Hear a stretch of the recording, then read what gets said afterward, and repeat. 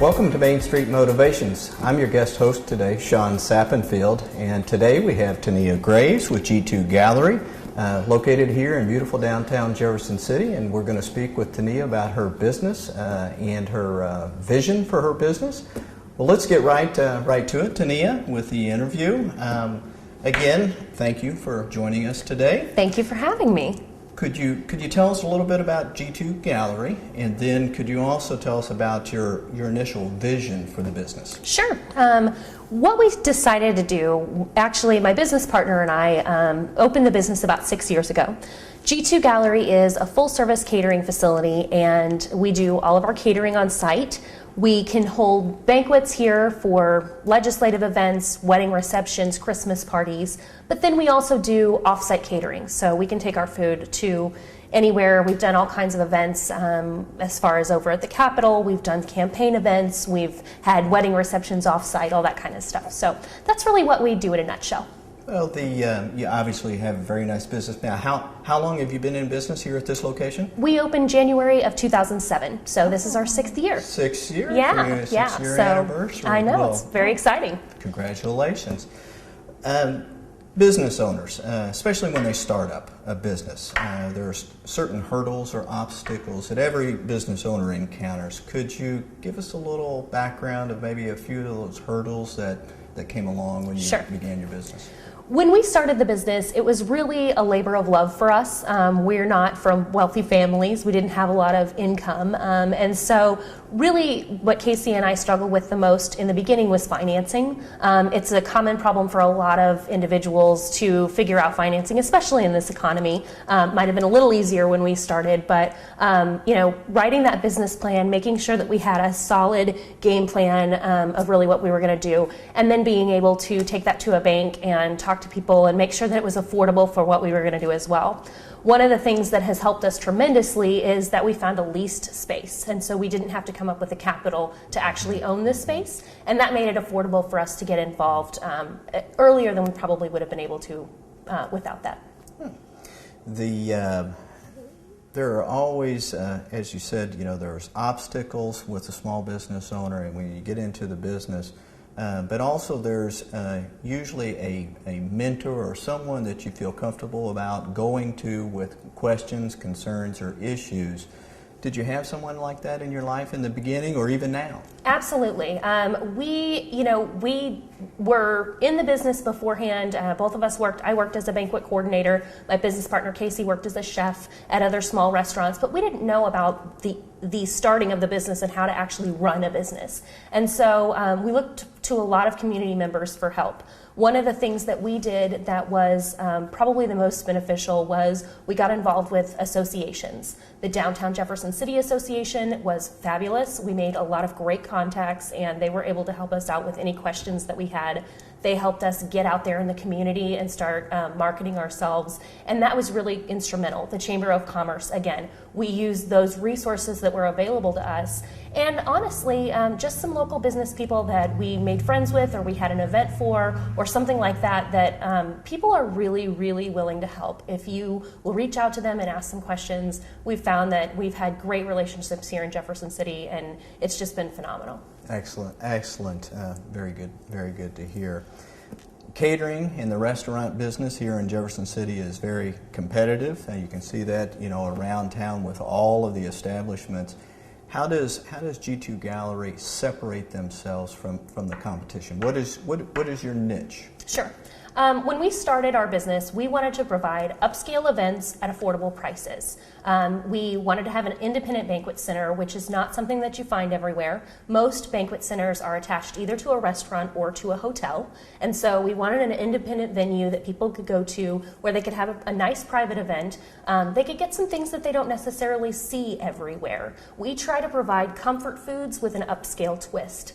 But when we looked at the market and we did market research, we really found that there were kind of the low-end catering facilities that would offer food to the masses, but they weren't necessarily those foods that you look for that's a little bit more upscale. And they were at a lower price point. And then there were also the higher end facilities that provided those upscale foods, but they weren't as affordable for most individuals or most people who are looking at doing a small private event.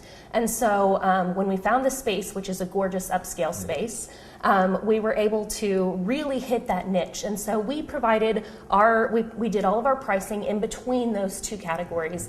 And we really feel like that has become one of our distinguishing features.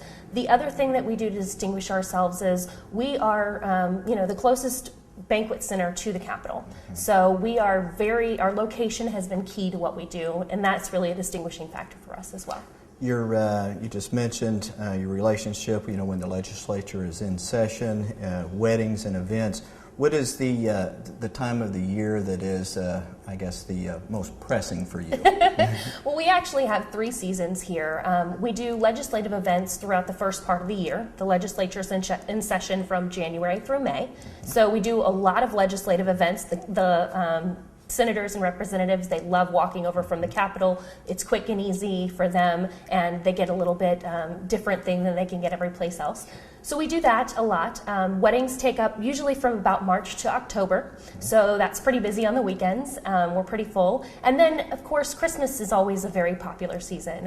It's probably our biggest month. We have events pretty much every day of the week during the weeks before Christmas. So I would take it that this is not an 8 to 5 job for you. This is not an 8 to 5 job for us. You really have to be very passionate when you go into business for yourself. I've always said that the best thing about being your own business owner is that you get to pick the 80 hours that you work. So, as far as we're concerned, there's a lot of long days, but there's also a lot of flexibility that comes with it. So, it's pretty neat to be your own business owner. Excellent. Owning your own business, you hear a lot that it can be, very rewarding. Do you agree with that statement? Oh, absolutely. This business has been a huge opportunity for me and for Casey. We have been able to meet people we never would have been able to meet. We've been able to do things we never would have been able to do. We've been able to cater. We catered for the Chinese ambassador when he came in the house lounge, and it was this beautiful setup. That's not something everybody gets to do. We got to cater for Joe Biden's campaign when they came into town 4 years ago. We were able to, work on a river barge where the Convention and Visitors Bureau took people up and down the river here in Missouri. And, we got to see the Capitol. We've catered over in the prison, inside some of the old cells and A Hall and, some of that really great history in this town. So those are some of the things that we've been able to do that are just not something you get to do every day. We've been involved in all kinds of organizations. We've met all kinds of people. We've actually, one of the things that was really surprising to me was being able to work with so many charities. I feel that's a blessing. I don't necessarily have a lot of time to donate to charities, but to be able to help them with their fundraisers and really bring those people in here and work with their missions and feel a part of that has been really rewarding for me personally. If you could give some advice to a budding entrepreneur, what advice or pieces of advice would you provide? As far as giving advice to somebody to get in, number one, just go for it.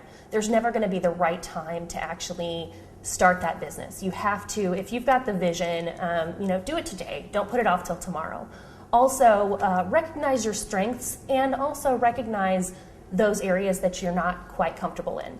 I'm very lucky because I have a business partner and we balance each other out. She does the food. I would never be allowed in the kitchen.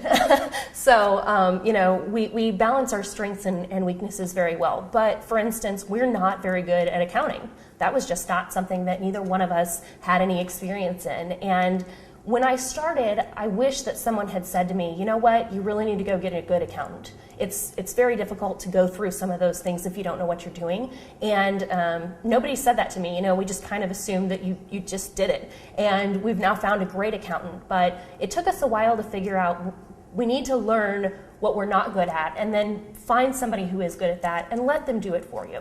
It's too much to do everything on your own. So really find those people that can help you out. Excellent. Well, TaNeá, I've hit you with a few questions here today, and I obviously appreciate your time, and thank you for being with us today. You have a beautiful facility, and we appreciate you being here in Jefferson City. You're such an asset to the community. Thank you. So moving forward, obviously, good luck. You've got six years under. We've got 6 years under our belt. That's right. And that is excellent. So we appreciate it. We appreciate your business and appreciate your time today. Thank you so much. Thank you for joining us today on Main Street Motivations. For more information, check us out on MainStreetMotivations.com and at jctvaccess.com.